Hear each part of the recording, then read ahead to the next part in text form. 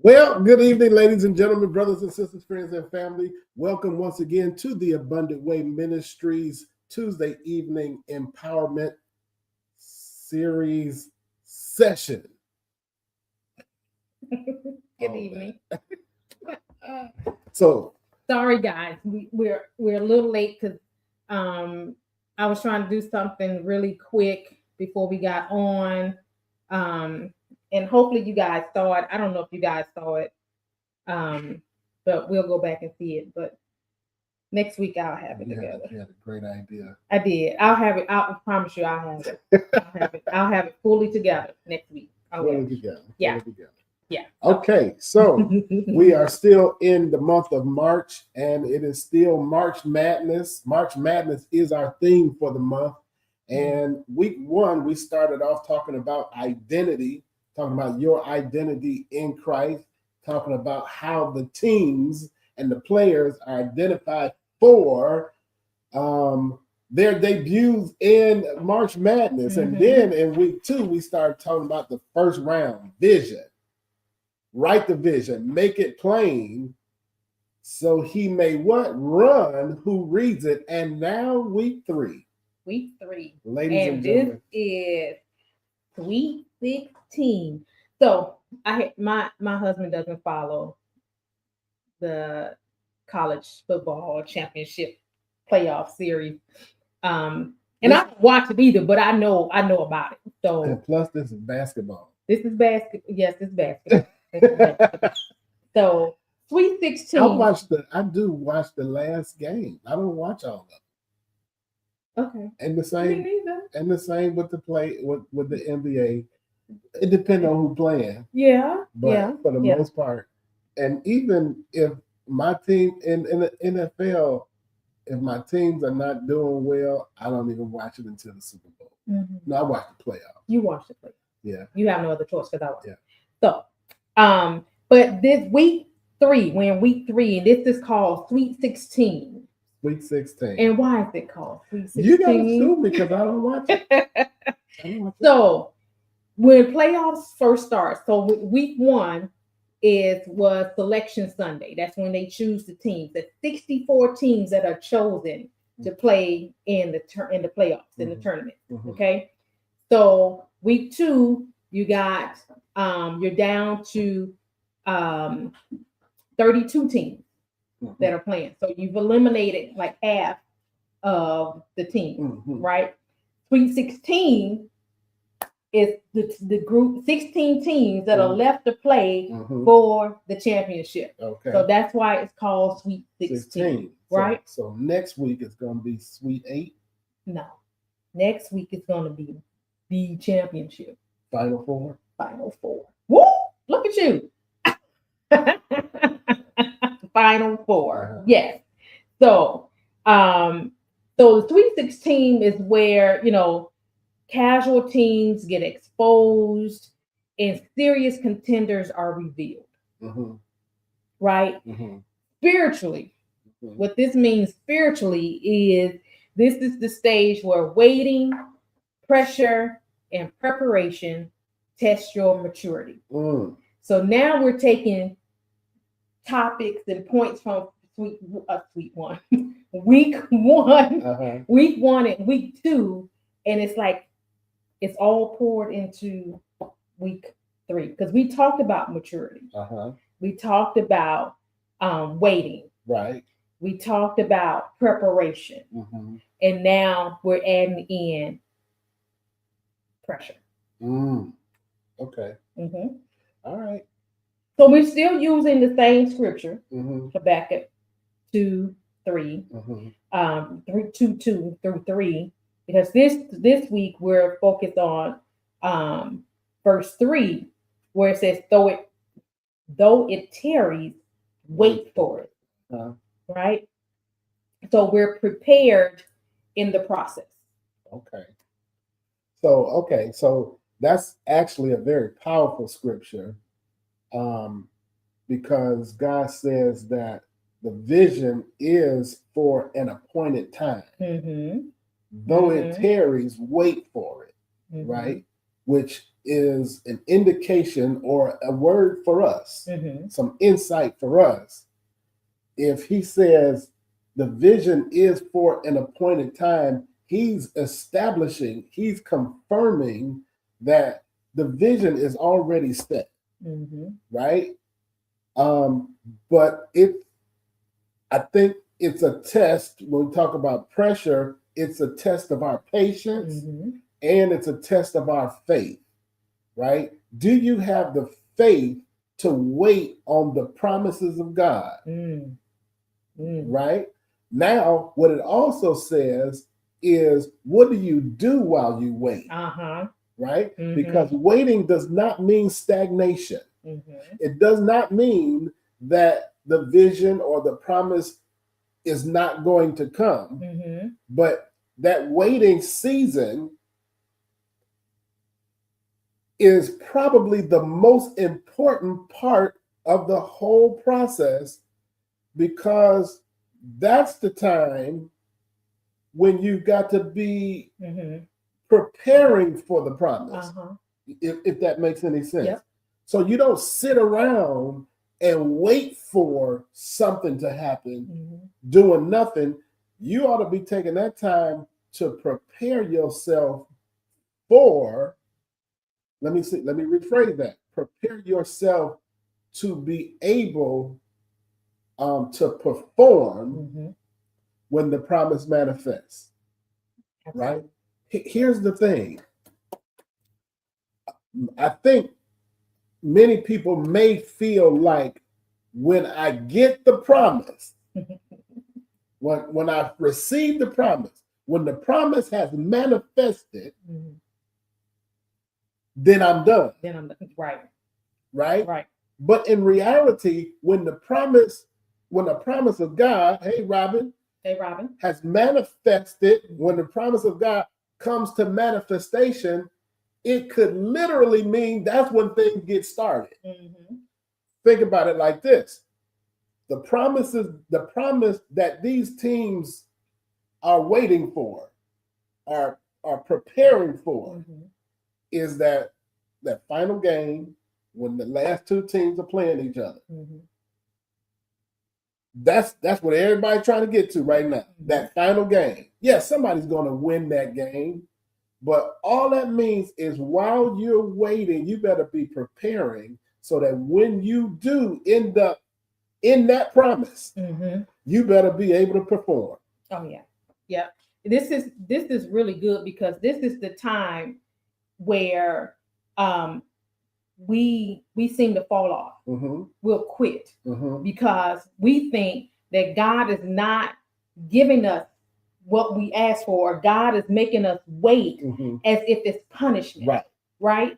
And God is like, no, the waiting is preparation. I am preparing you, because if I give it to you too soon, you're either going to mess it up, or you're not going to know what to do with it, and it's not going to come to fruition. Right. So it's not going to happen the way he has designed it to happen. And so then we get frustrated, because we're like, okay, I've been asking and praying, and I've been working on this, and it's been 5 years and 4 years. It's been 2 hours. It's been a minute, and nothing's happened. Right. And it's like, well, I guess it's not meant for me to happen. No, that's not. That's not what God is saying. No. That's not what he's doing. He's like, no, hey, Daddy. He said, no, I need to prepare you. I need to prune you. I need to get you through the process. I need you to go through some things. So when it's time for you to fulfill it, when it's time for me to release it to you, you're good to go. That's what that waiting period is. That's what the waiting period is. And so many of us cannot handle the wait. Right, because again, so many people think that waiting means sitting, or waiting means twiddle your thumbs. Yeah. Right. Yeah. I'm glad Daddy's on the call, because when I think about when we were growing up, there was a time when Daddy had gotten laid off.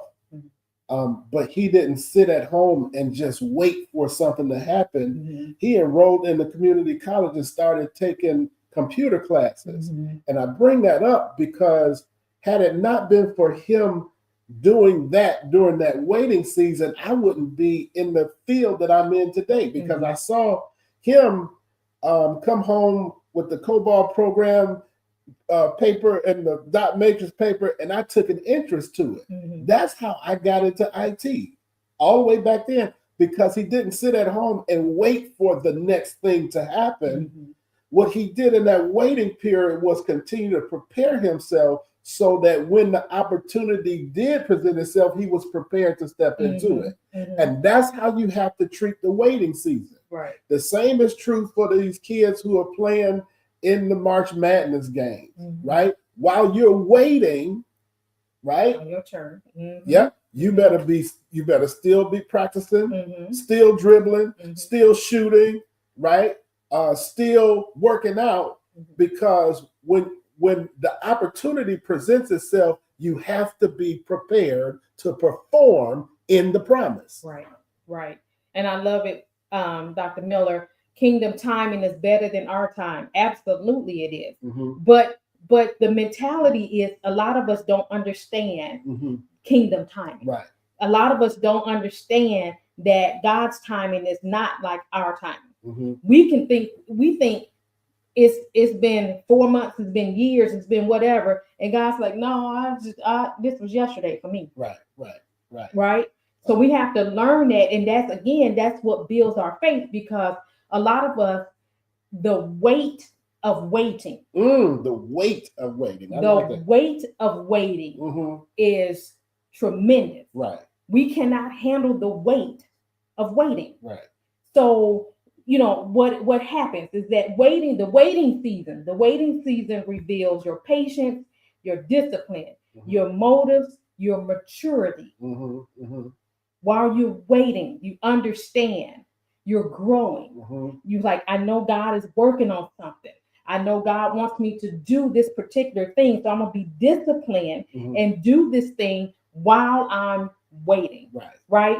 But when you have the weight on you, it brings about frustration. It brings about doubt. It brings comparison, impatience. Right.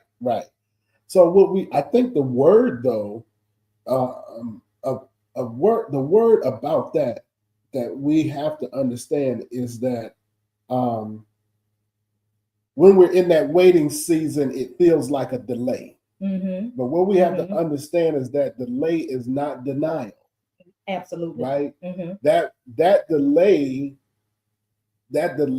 in the promise is the time for, again, like you hear me keep reiterating this, preparation. Here's another way to think about it. Think about Joseph in the Bible. Joseph the dreamer. He had a dream, but it was long after the dream that he became ruler of Egypt, second in command. Right? That could be frustrating, because he knows what he saw. He knows what God showed him.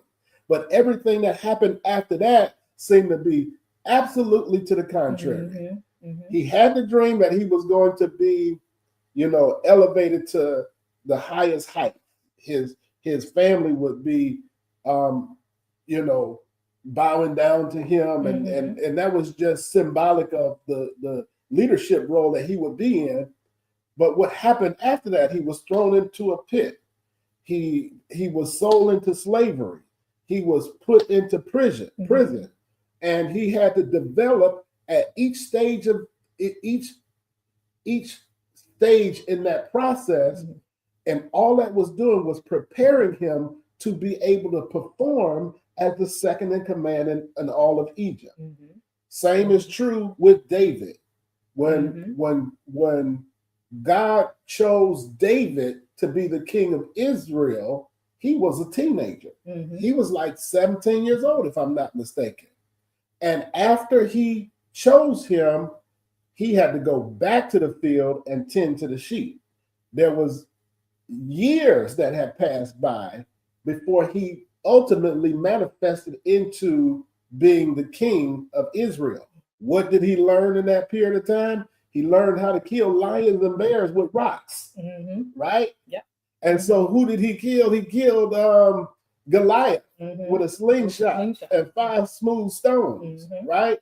And that's why what you hear after that is Saul killed his thousands, but David killed his 10,000s. Why is that? Because David spent more time in the field, in the wilderness, under pressure. And so now he can handle 10,000 because of the waiting period. We think that the waiting season is the season. The waiting season is the season. Just like you've got your 4 seasons, you've got your seasons in life. And I think the biggest season that we go through is the waiting season. So we've got to learn how to develop ourselves to handle the waiting season, because God's not wasting the waiting season. Right. He's using this time to refine us. Right. You know, to again prune us, to prepare us, to get us ready, to get our minds ready, to get our hearts in alignment, get our spirits in alignment with what it is that he's getting ready to elevate us to. You said something that just clicked. God's not wasting. But here's what I heard. The waiting season is not a waste of time. Many people may think that this is a waste of time. I'm wasting time sitting around here waiting when I should be at XYZ place in my life. Yeah, but when God has you in the waiting season, it is not a waste of time. In fact, again, going back to preparation, that's the preparation period. And that preparation period, and I know I'm getting ready to jump right into your next point, that preparation period, it protects the promise. Preparation is about protecting the promise. So he has declared the promise. That's sealed in heaven. I couldn't change it. You couldn't change it, right? But to protect the promise, you have to prepare yourself or allow yourself to be prepared in the waiting season. I see you looking at me. Yeah. So, yes, you did go right into the second point, at which we really have already touched on it. It says if God gave you the vision immediately without preparing you, it could overwhelm you. You're not ready for it, right? So this is the whole gist of it. Is like, again, he's getting you ready for something. And get this, sometimes we have to go through things over here just to get ready for this over here. He's like, it's testing. The waiting can turn into testing season as well, right? But in James 1:3-4, it talks about the testing of your faith produces perseverance, right? So you're on the path, you're getting ready for this thing here, but God's like, I need you to go through this over here because I need to see just how you handle this over here, because you may have to run into the same thing in the midst of what I'm getting ready to give you or assign to you or have you to do. So it's all, like you said, it protects the promise. The promise is coming. It's coming. Right. But he can't give it to you right away because you're not ready for Right. it. Right. Right? And I have to go back again and just emphasize something about that promise. Mm-hmm. The promise is not like a oh my goodness, like a reward, a gift, or a present. Mm-hmm. I think that's what we sometimes feel like. Oh, when I get this thing in my possession and I have it, I've got the promise. Mm-hmm. But notice, I'll go back to both Joseph and David.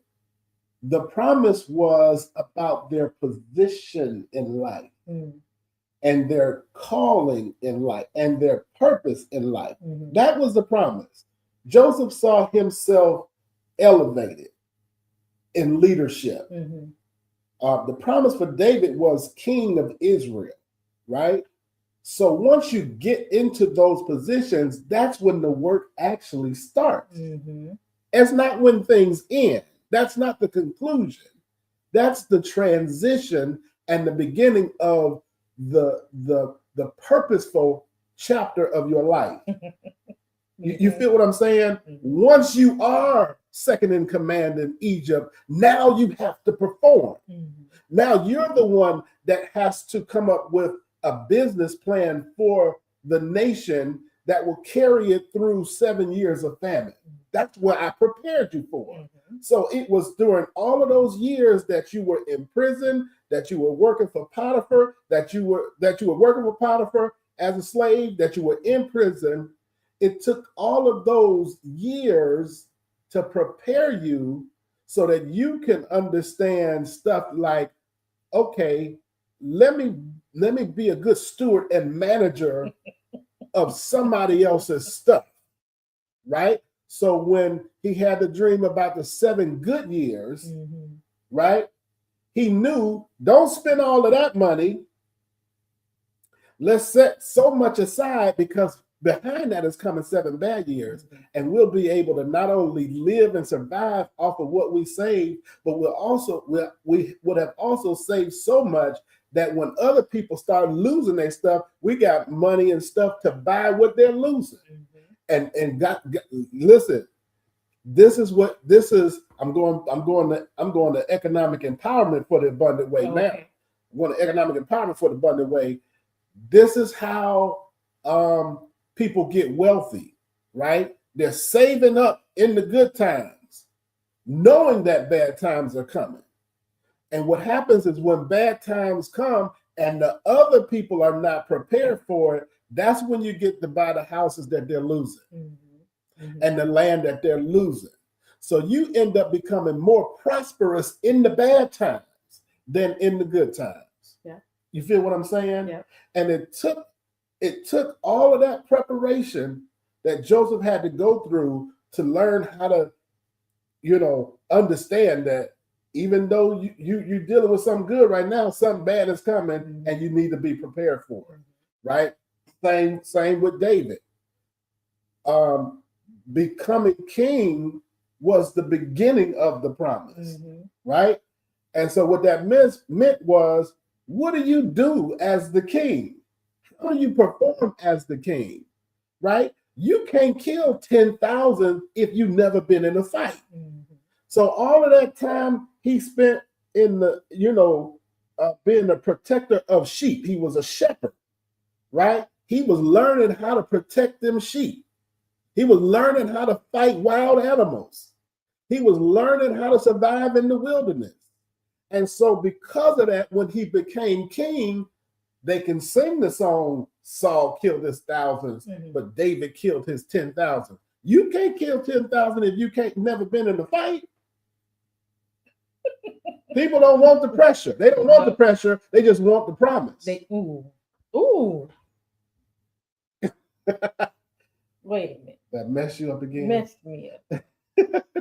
People don't want the pressure. They just want the promise. Man. You can't have the promise without some pressure. Or you won't be able to perform in the promise if you've never experienced the pressure.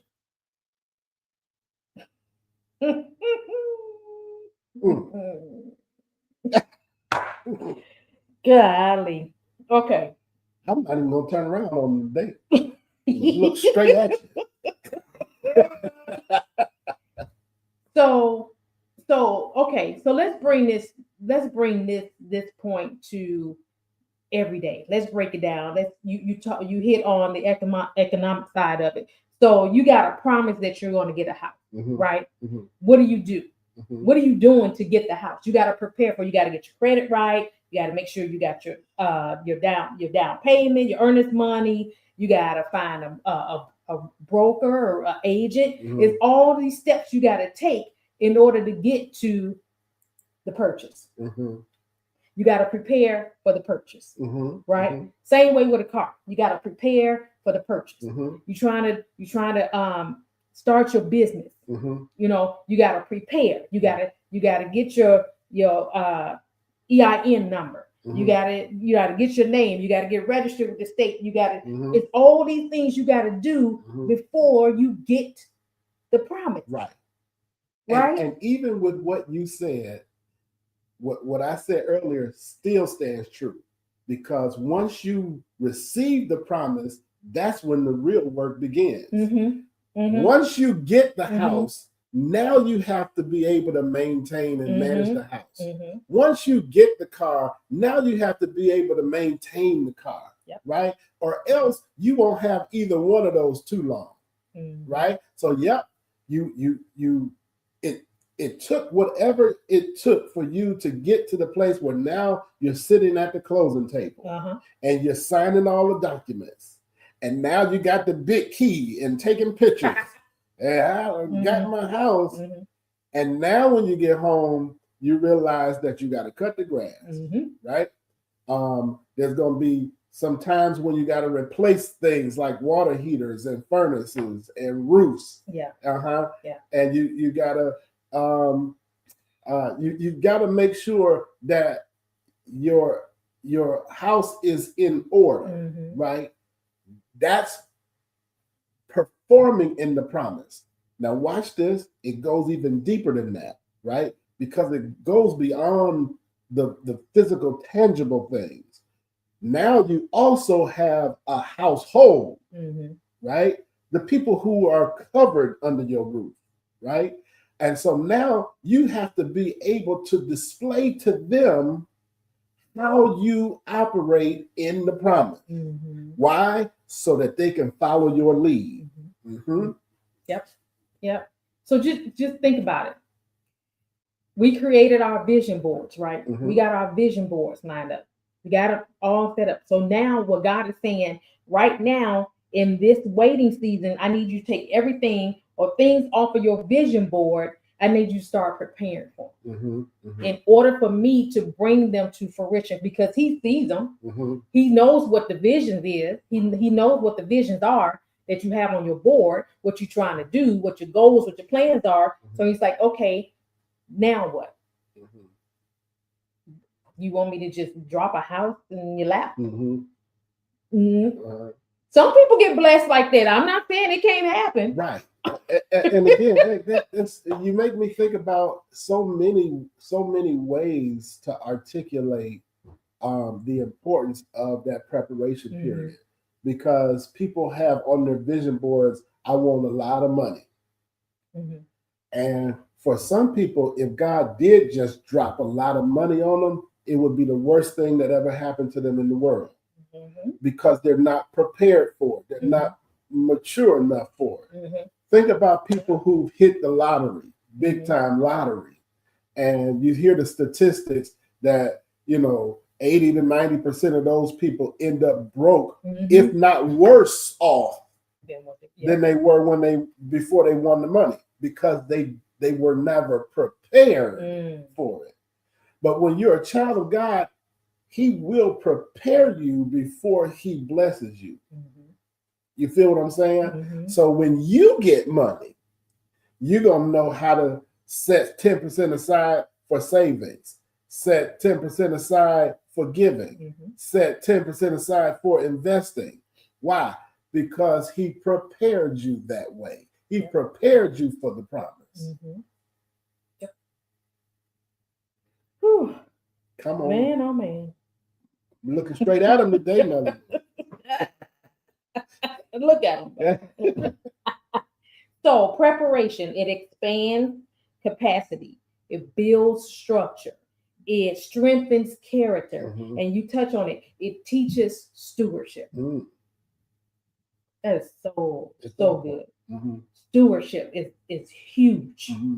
It's huge because even the word said, if you're faithful over a few things, I'll make you ruler over many. Right. You got to know how to work, how to handle, how to deal with a few things.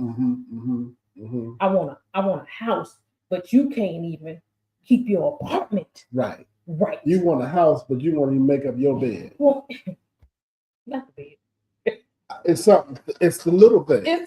It's the little things, right? It's the little things. You want a car, but you leaving McDonald's in bags in your mama car that you borrowed. It's the little things. Yeah. I want the millions. But the minute you get $100 in your hand, it's gone in 5 minutes. What'd you do with it? Right. I don't know where it went. Yeah, it's the little things. So we have to go through the process. We have to go through the preparation. Period. The season. Championship teams prepare like champions before they win. Are you champion? Are you acting like you have the business? That's it right there. That's the key, right? The mindset. You have to prepare like a champion before you become a champion. So like I said, I'm not a big college basketball fan, so I struggle to articulate that connection, right? But here's what I do know. From an economic standpoint, you have to be a millionaire before you become a millionaire. Yep. Or you have to become a millionaire before you get $1 million. You have to become a billionaire before you get $1 billion. You feel what I'm saying?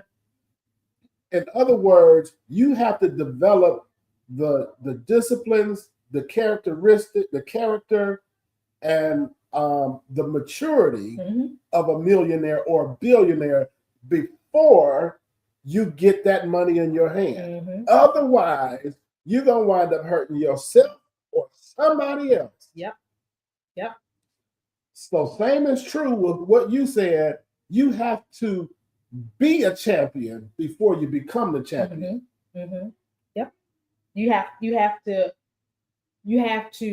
Or I said that backwards. You have to become a champion before you can be the champion. Right. You practice like a champion. Exactly. You develop like a champion. You carry yourself with a champion mindset. That's it. That's what I was going to say. You have to prepare not only physically prepare for things, but mentally you have to prepare your mind. Right. You have to tell yourself or prepare yourself that my thinking is thinking like a millionaire. My thinking is like a homeowner. My thinking is like a business owner. So I'm thinking that I'm these things before I get a business. So, and then you not only do you think it, then you put yourself in places where you're trying to go. So if you're trying to open up a business and you get around business people, business owners, you're trying to become a millionaire, get yourself in line with millionaires. Put yourself in these places. This is all part of preparation. Right. So it's physically, it's mentally, it's spiritually. Right. Exactly. And you also you hit something. You want to put yourself in the right environment, around the right people.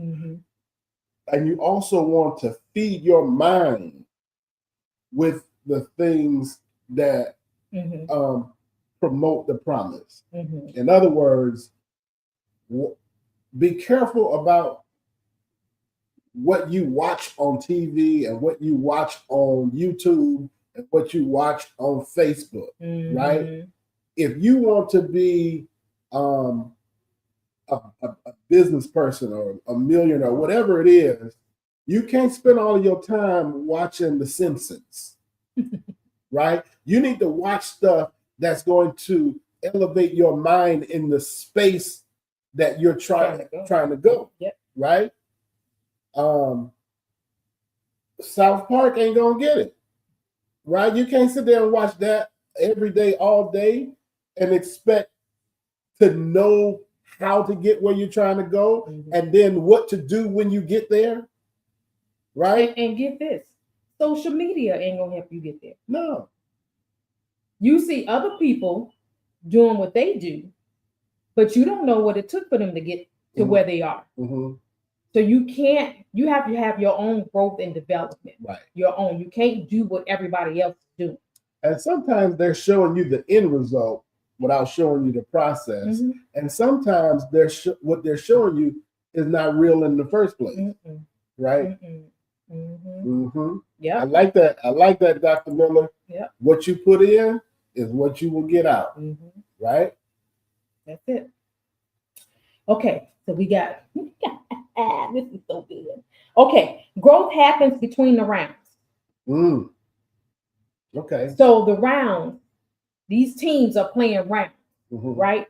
Everybody is playing their rounds to get to Sweet 16. They're playing their rounds. But what's happening through the rounds, right? It's growth. It's happening through the rounds. You can't skip the rounds. You got to play no matter what. You got to play to see if you make it to the next round. You just can't say, oh, no, we're going to skip this round and go to the next. Doesn't work like that. You have to play the rounds. So in between the games, what the teams are doing, they're reviewing film, right? They are looking at it, and then they're making adjustments to their strategy. They're changing the strategy. They're looking at the weaknesses, the errors, the mistakes that they made in that round before they get to the next one. And then they're refocusing themselves. All of this is not just about basketball. It's about we got to do the same thing. Right. You got to continuously develop from level to level. Right. So we always talk about God gonna take me to another level. I'm trying to go to a whole nother level, right? At every stage, there's development. There's growth and development. That's what you ought to be focusing on. That's what we ought to be focusing on. How am I growing at this level? Yep. There you should be growing in every stage of your life, right? Growing on something, growing and developing something. You know, again, if you have a vision, you should be growing that thing constantly, getting to the next level, the next level, the next round, the next round, the next round. Because again, this is all about preparation. So you got, and then you just don't stop because, oh dang, I made a mistake here. No, you go back and look at that mistake, and you learn from it real quick, and you move on. Right. So now that's the adjustment. Your strategy is adjusting. So it's like, I'm not going to do it this way because it didn't work. So now I'm going to do it this way. And see if this works. Right. So all of this is involved. This they say that the spiritually the between is seasons are sacred.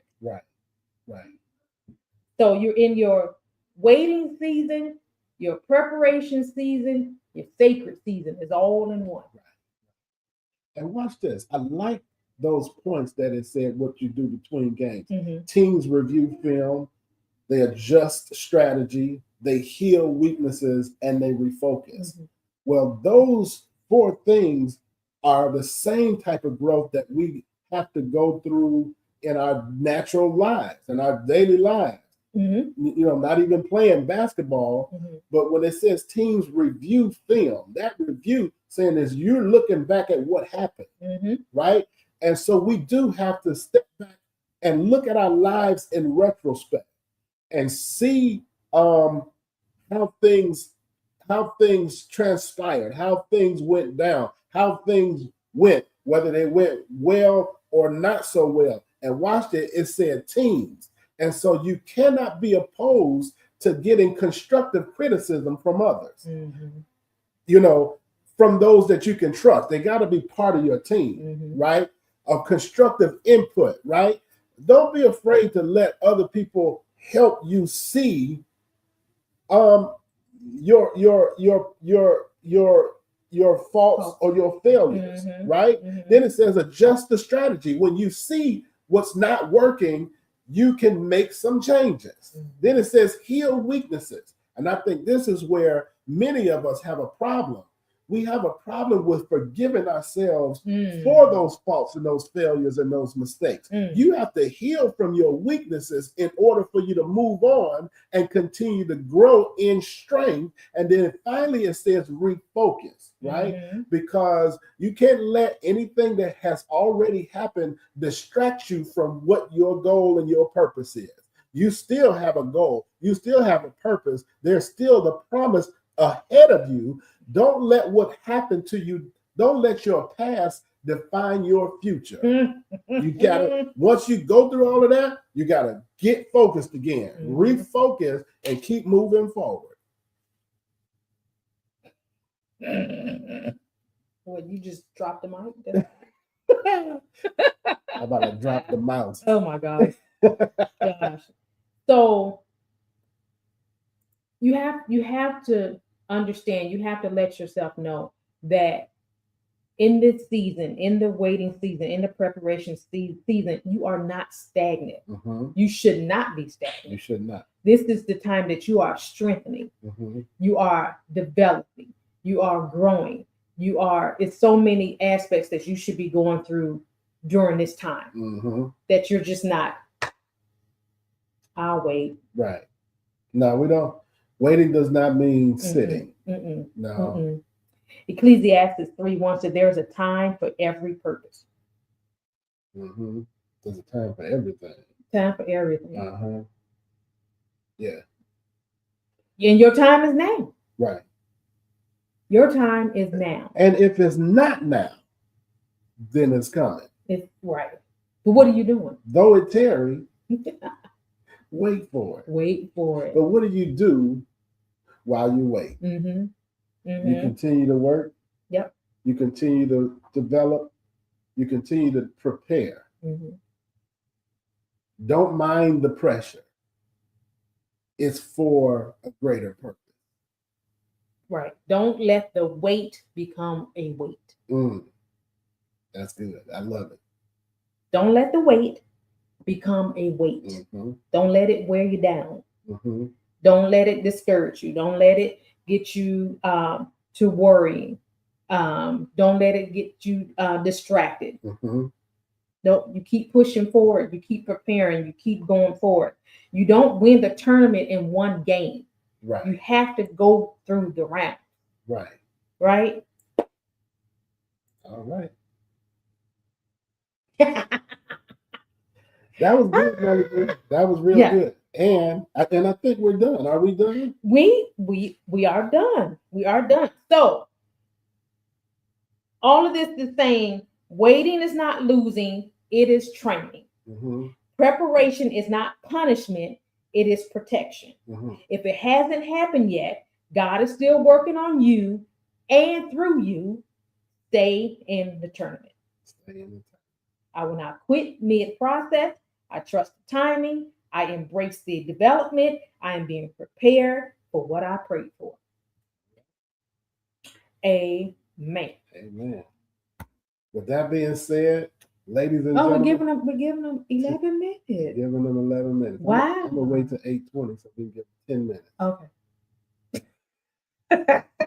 And there it is, ladies and gentlemen. It's 8:20. We're gonna give you 10 minutes back. We thank y'all for joining us, and we look forward to seeing y'all again next Tuesday, same time. Final four, same time, same station. And until then, we love you and good night. Good night.